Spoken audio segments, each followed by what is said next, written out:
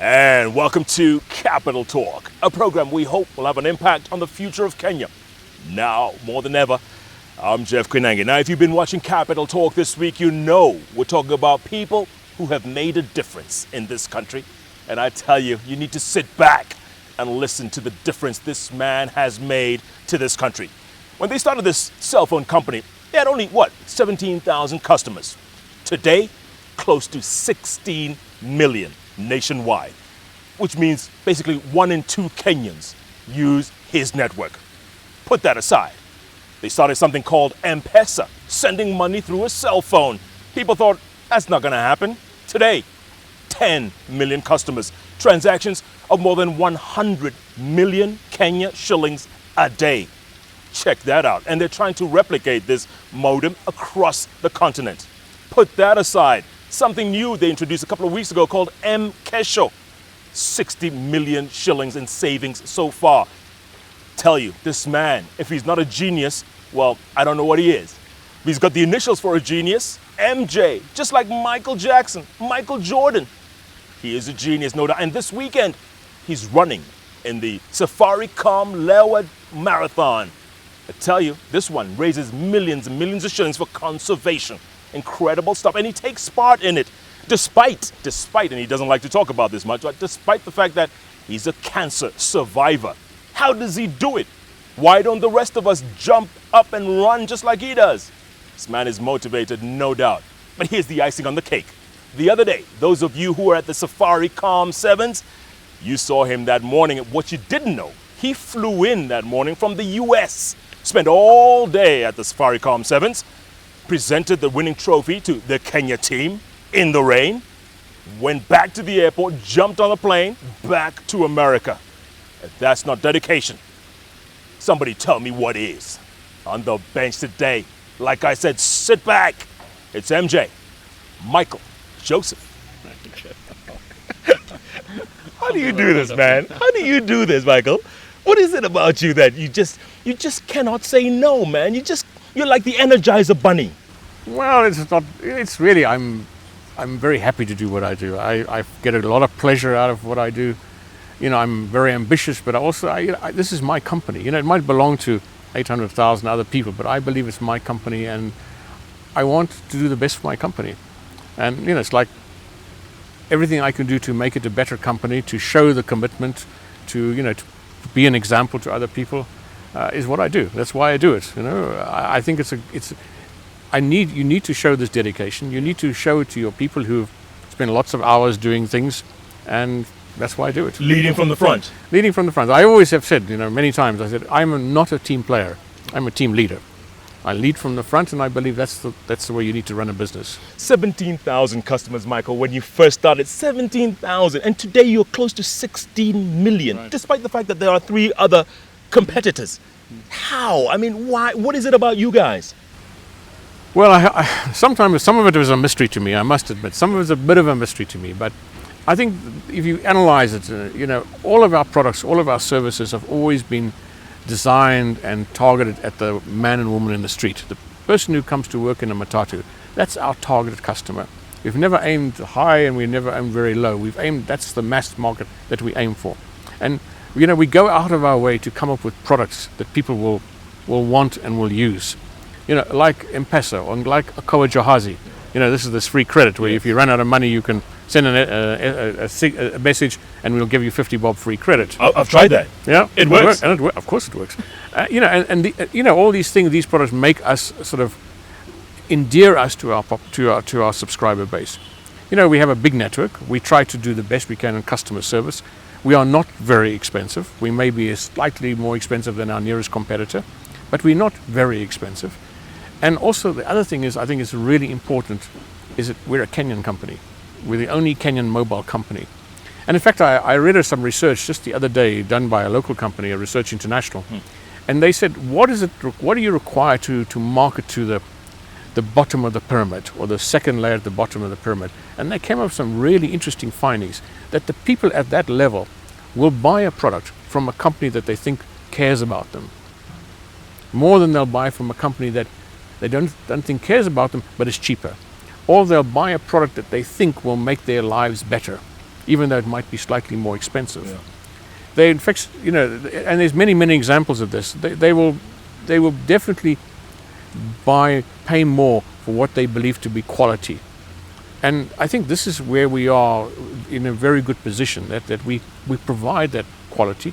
We do care about our customers, not just from a commercial point of view, from a financial point of view, but also from a corporate social responsibility point of view. The things that we do, like the Lower Marathon, which funds many conservation projects and other projects in northern Kenya. The Rugby Sevens, we took over the sponsor of the Rugby Sevens, but we didn't just pay for the 3 days of the Rugby Sevens. We built a stand, which is an endearing example of Safaricom. We lowered the entrance fee.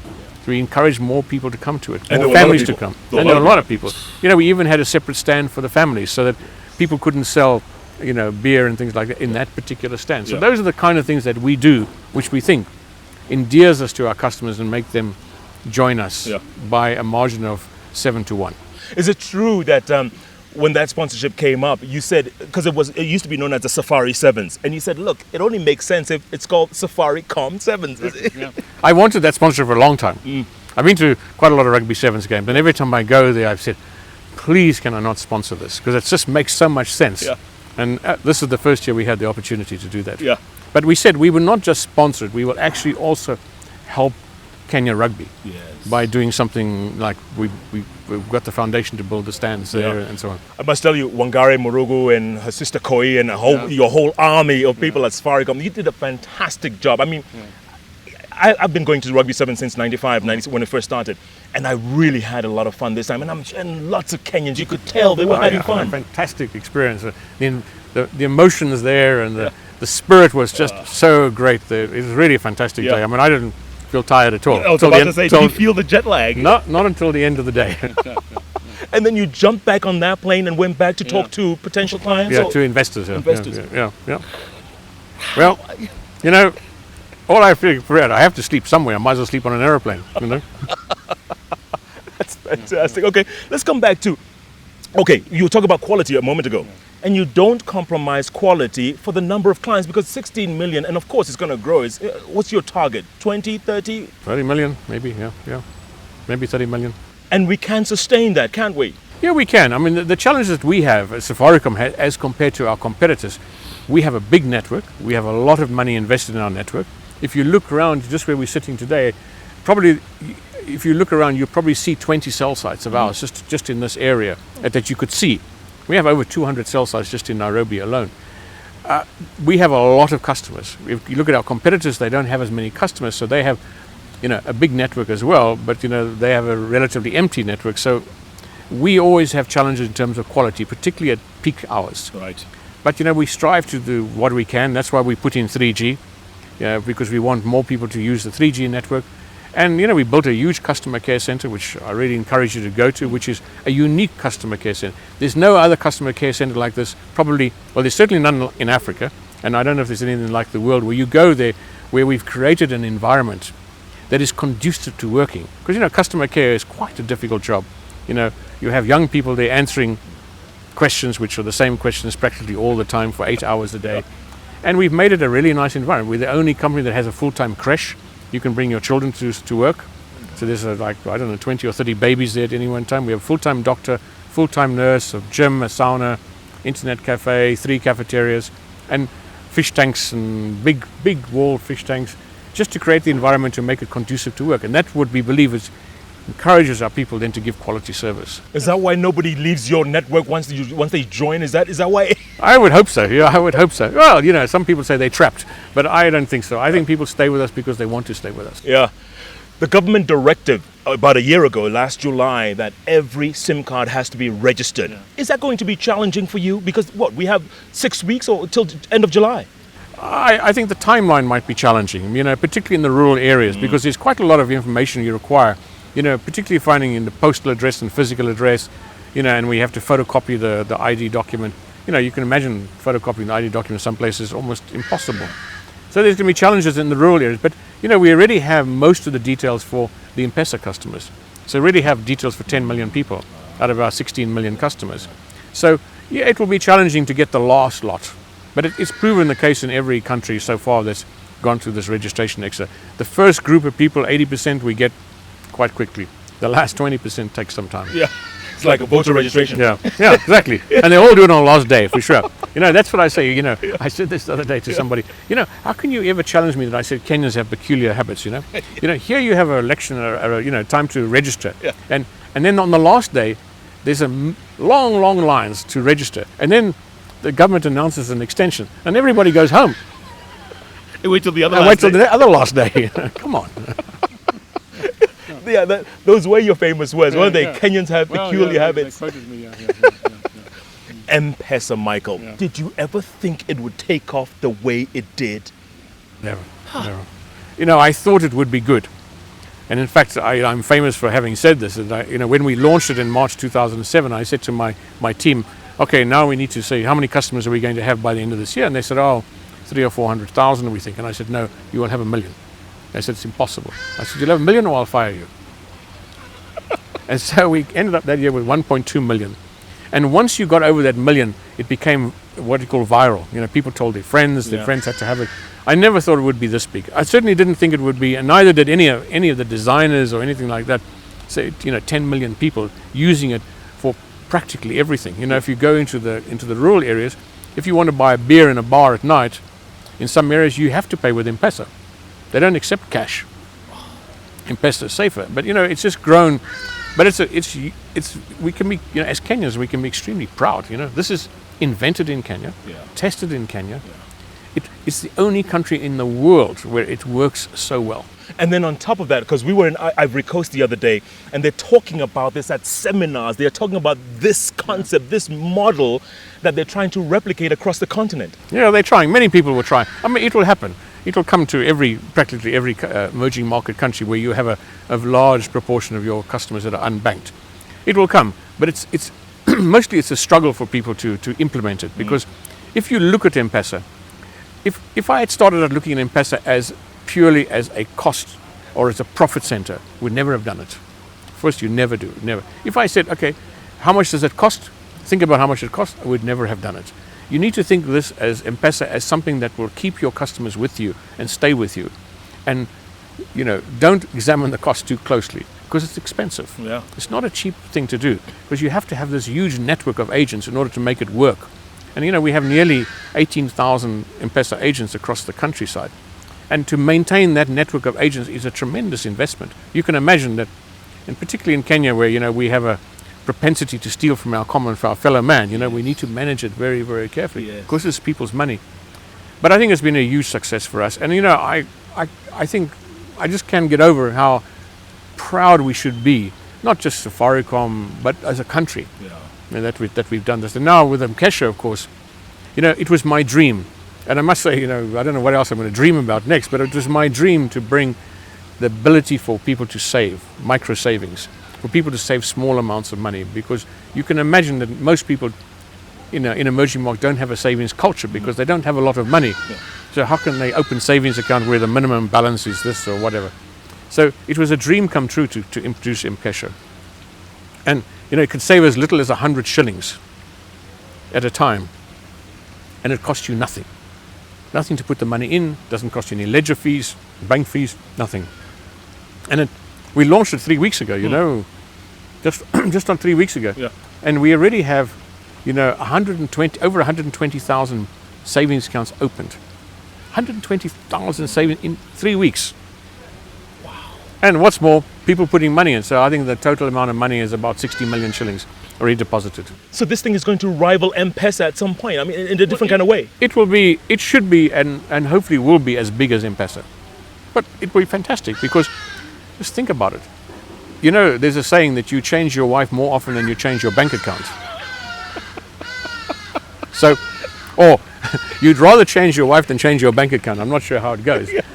But so you can imagine, from a company like Safaricom, if you have somebody who's using your network to save money, that's your customer for life.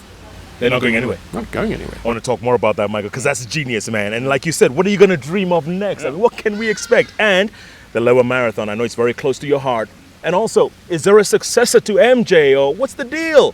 Let's take a break. Good grief. MJ on the bench. This man, if he's not a genius like the other MJs, who is. This man has revolutionized the way we live, from M-Pesa to M-Kesho to downright Safaricom. Don't even think of going away. People who've made a difference are on the bench today. MJ, up there. Best of the best. Capital Talk is back in a moment.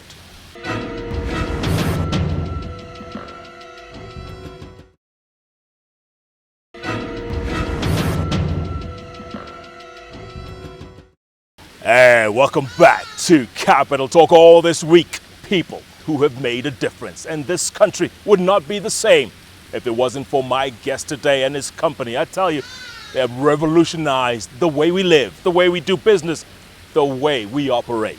Safaricom, M-Pesa, M-Kesho, what's next?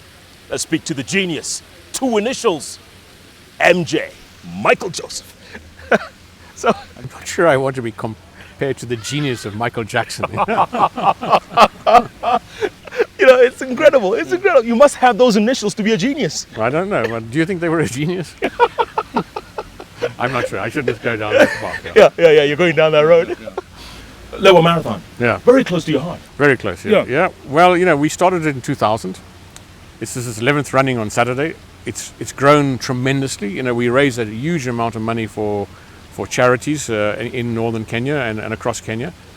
We raised, I think, I can't remember now, what, 20 million shillings or 20 million shillings last year, 23 million shillings last year. It's tremendous. It raises a lot of money. It brings people to Kenya who would not normally come to Kenya. Yeah. It's a fantastic achievement. It's a very small race. I mean, it's still 42 kilometers and there's a half marathon 21. But we can only cater for 1,000 runners because we run through a game reserve. Yes. So we have to take care of elephants and buffalo and lions and so on. And, we have to manage these people. It's a very tough race. It's not actually a marathon. Officially, it's an endurance race. But, it's a challenge for me to do. It's the only real race that I do. I do a couple of 10Ks, but this is the one that really challenges me. I have to start training in January. So you've been training throughout?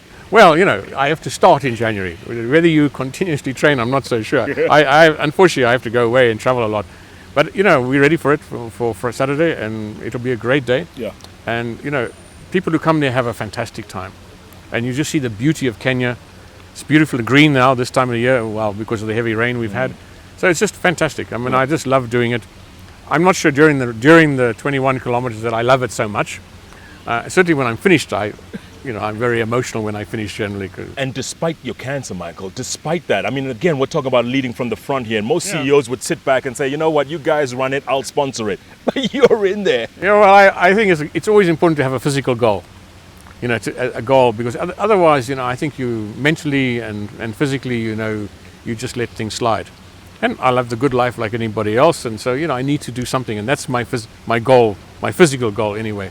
So I love to do it. Yeah. Mm-hmm. What drives you, Michael? People always, you're going to be studied for many years. Long after you're gone, you'll be like a case study in universities. What drives this man? Well, I must say that not like many people, I probably found my vocation very late in life. When I came to Kenya, I was virtually unknown. Nobody didn't know very much about the country. And when I came here, I found my niche in life.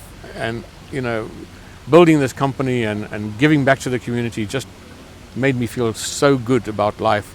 And this is what really drives me. I'm very ambitious naturally. I'm very aggressive. I'm glad I'm not a sports person because I always want to win. And so I'm not sure I could play sports because I'm not a very good sportsman, so I would be very upset because I couldn't win at everything. But I want to win and I want to do good. And I think that every one of us is given an opportunity to give something back to the community in your life. And this is my opportunity. Not all of us can be missionaries or doctors or great people that give a huge amount back to society. But, as a CEO, I can. And, not just with money, but just in the business that we built, like the M-Pesa and all these kind of things. And that's what really drives me to be successful. I've enjoyed practically every single moment of it. There's been times when, it's been tough, particularly in 2003 when I discovered I had cancer. But, other than that, it's been a fantastic life. Yeah. And I'm very happy to have done it and to have achieved so much. I don't think many people can end their career on such a high. The biggest fear for a lot of investors, I guess, and potential clients is they cannot clone you. There is no other MJ out there. What's going to happen? Yes, but I also think that there's a phase in a company's life when they need certain type of character to run that company. In building a company, you need a particular character. Once a company has become relatively mature, you might need a different character. I'm known to be very aggressive at work. I'm very driven. I demand a lot from my team. As I said, I'm a team leader, not a team player. I'm not a true democrat. I'm kind of a dictator. Yeah. But sometimes you need that. Well, you do. But in a mature company, you maybe need a different different kind of character. And I think I don't know when it will be, but in the near future, the time will come for me to hand on that baton to somebody else who may be a different character, or certainly will be a different character, and may have other strengths and skills that I don't have. Yeah. So I'm very comfortable that the company that we built, the management team we built, can carry on this legacy. And one thing is for sure, that my successor, it's really important for me that my successor is a successor that will carry on the legacy of Safaricom, the true legacy of Safaricom, which is not just a commercial giant, but also a commercial company that cares about people. And that is very important for me. And because I started it, the person I choose will be similar in nature. And so I think the legacy will carry on. Maybe our politicians should take a leaf from Safaricom, the way it's run, and that continuity phase. Well, I don't know. Politicians to me are interesting characters. They're such nice people, but collectively, Yeah. what can you say? You probably can't say it on air. At the same time, you must be keeping Mobitalea very happy. No, Mobitalea is gone, thank goodness, and did go some time ago. What else are you dreaming of, Michael? What else? What more can you do? I think the next thing I want to do, the next big thing that I want to do is I want to bring the internet to everybody. It's easy for you and me to access the internet. We have our office where we're connected to the internet. We enter the rest of the world. We go home. We can do it as well. We have the wherewithal to buy a laptop or whatever it may be. But, there's probably 80 or 90% of this country that can't afford that, and who deserve to be part of the rest of the world like we are. They deserve that opportunity to have access to the internet and all the benefits of the internet. There are negatives to the internet as well, but they should have the right to have access to that, and that's what I really want to bring. I would like to bring it, and the only way I see it do it. We built the network, we have the infrastructure, but we don't have the device, the cheap device. Like we brought the mobile phone cost down by having cheap phones. Now you can buy a phone for 15,000, 10,000 shillings. Yeah. I would like to bring a laptop, not down to that order of magnitude, but certainly to another order of magnitude where people can afford it. And that I think is, if I can get 20 million people on the internet, I'd be very happy. And with the cabling that's going on and all that, the way we're being wired up, we have the capacity to do it, but we don't have the end device. That's what we don't have now. And I'm sure, like you, when you're outside the country, the internet is so valuable for people and so brings you so many benefits. I mean, my daughter's at University of London, and her entire curriculum is based around the internet, not the Google and things like that, but the internet itself. The lectures are podcast afterwards. All the postings are done on the internet. All your assignments are done on the internet. So it's enormous value to you, and I think. And to business as well. So I think that's what I like to do. Yeah. You also like to walk the streets sometimes, and you have your ear to the ground. When you walk down the streets and people call you Mr. M-Pesa, how does that make you feel? Well, actually, there's a good side and there's a bad side. But I mean, there's always the good side is much better. I mean, when I walk down the streets, everybody knows who I am. Everybody talks to me. A lot of people ask me for a job, and things like that. Yeah. But in general, it gives you, as I said, it's a very special feeling when you brought such benefits to somebody, to some people. And I think this is the good thing about Safaricom, is that people have an emotional bond to the company. It's not just a commercial bond, it's an emotional bond. And I'm sure you know it in your work, people bond with you or with your radio station or your TV station because they think you're doing some good for them and you're bringing them something that they wanted to see or hear. Do you wake up sometimes? Does that make you want to go to work every morning? Practically, yes. Yeah. Yeah, practically. When particularly when I'm either in the gym or I'm running, I'm sort of thinking, what else can we do? What else can we think about to make us a better company? And I think commercially. I mean, obviously, this is commercial decision. Yeah. This is not a altruistic thinking. This is commercial thinking. And what else can we do? How else can we make people be part of us? And I'm always thinking of new ideas. And my team, one of the things that I do is I like new ideas, and I enjoy debate, particularly if somebody takes an opposite view to me. And I have a value-added service team that scour the world for new ideas, and they bring them, and we have a system where we take them through a whole process. We don't discard any new idea, however wacky it might be. We take it through a process, and I encourage people to come up with new ideas. Yeah. This country, Michael, where we are right now, we're at a crossroads of sorts. Are we in a good place right now? I think Kenya is one of those countries, and I've said this before, is always on the brink of success. We're always just at that tipping point where we're going to be successful, enormously successful, or we're just going to be okay. And I think we're always at that point. And I think right now we're at another point where we can be enormously successful, or we can just be okay. Yeah. And I think okay is not good enough for us. But I think we have to get over this fixation on politics, and of the bad side of politics. This issue like the referendum, is it good or is it bad? Yeah, let's just vote whichever way you want to vote. Let's not make such an issue of every single thing. Make it a whole life or death decision. I've read the Constitution. I've argued with people. People say tell me why it's good and why it's not good.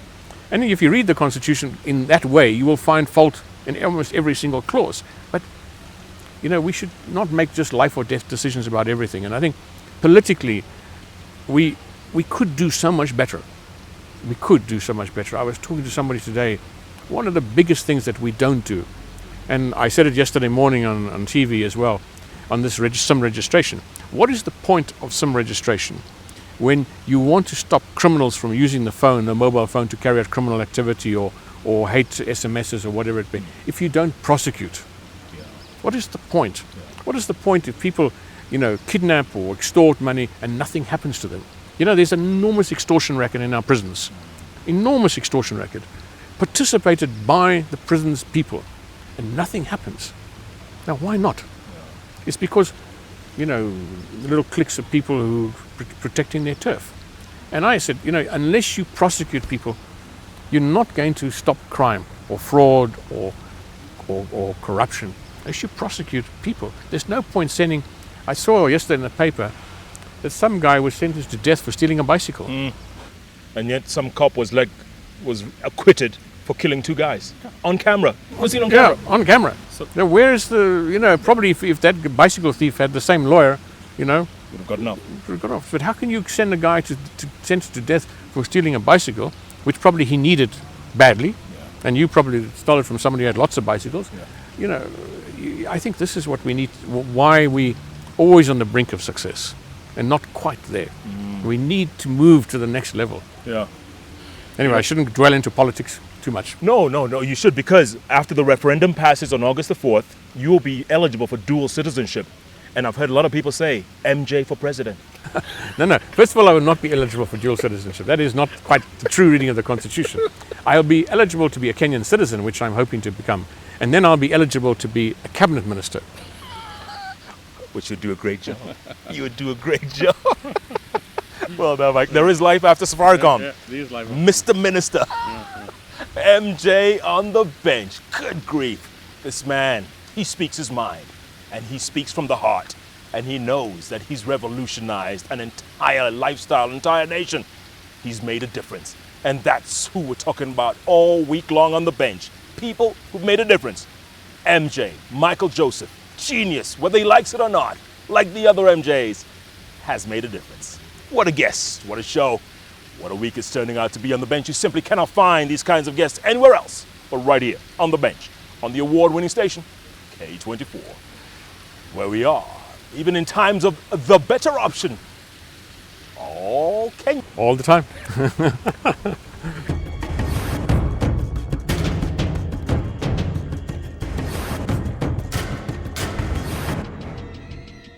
Capital Talk is recorded at the Fairview Hotel, the country hotel in town.